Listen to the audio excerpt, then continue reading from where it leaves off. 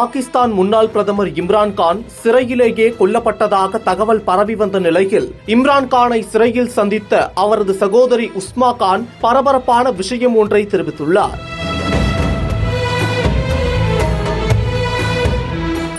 பாகிஸ்தான் நாட்டின் பிரதமராக கடந்த 2018ஆம் ஆண்டு முதல் 2022ஆம் ஆண்டு வரை பதவி வகித்தவர் இம்ரான் கான். அவரது அரசுக்கு கூட்டணி கட்சிகளே திடீரென ஆதரவை விலக்கிக் கொண்டதால் அப்போது இம்ரான் கானின் ஆட்சி கலைக்கப்பட்டது. இதையடுத்து அமைந்த ஷெபாஸ் ஷெரீப் அரசு இம்ரான் கானுக்கு எதிரான நடவடிக்கைகளை எடுத்தது.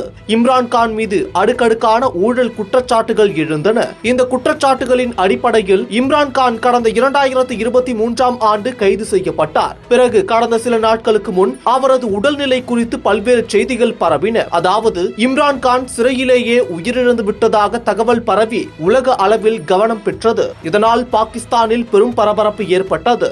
சிறையில் வைத்து இம்ரான் கான் கொல்லப்பட்டதாகவும் அவரது உடல் ரகசியமான முறையில் சிறையில் இருந்து வெளியே எடுத்து செல்லப்பட்டதாகவும் சமூக வலைதளங்களில் தகவல்கள் பரவின. இது சர்வதேச அளவில் பெரும் கவனம் பெற்றது. இம்ரான் கான் நலமாக இருப்பதாக அடியாலா சிறை நிர்வாகம் கூறியது. ஆனாலும் கடந்த ஒரு வாரமாக இம்ரான் கானை சந்திக்க யாரும் அனுமதிக்க அளிக்க அடியாலா சிறை நிர்வாகம் மறுத்ததை தொடர்ந்து இம்ரான் கான் உயிருடன் தான் இருக்கிறாரா என்ற கேள்வி வலுக்க ஆரம்பித்தது. இந்த நிலையில்தான் இம்ரான் கானின் சகோதரி உஸ்மா கான் ராவல்பிண்டியில் உள்ள அடியாலா சிறைசாலைக்கு சென்று இம்ரான் கானை சந்தித்து பேசியுள்ளார்.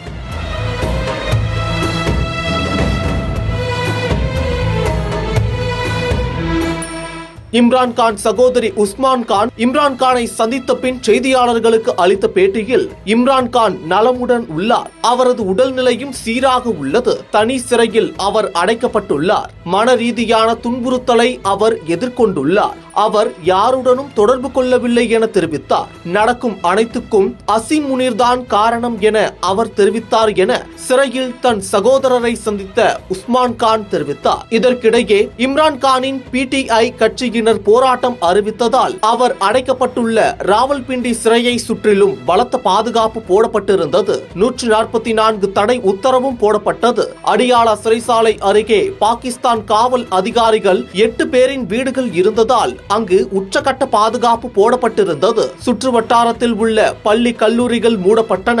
உள்ளூர் வாசிகள் அடையாள அட்டை காட்டிய பிறகே செல்ல அனுமதிக்கப்பட்டனர். பாகிஸ்தான் முன்னாள் பிரதமர் உயிரிழந்து விட்டதாக பரவிய தகவலை அடுத்து இம்ரான் கான் நலமுடன் இருக்கிறார் என்று நேரில் சென்று அவரது சகோதரியை பார்த்த பின்புதான் இம்ரான் கான் ஆதரவாளர்கள் நிம்மதி பெருமூச்சு விட்டனர்.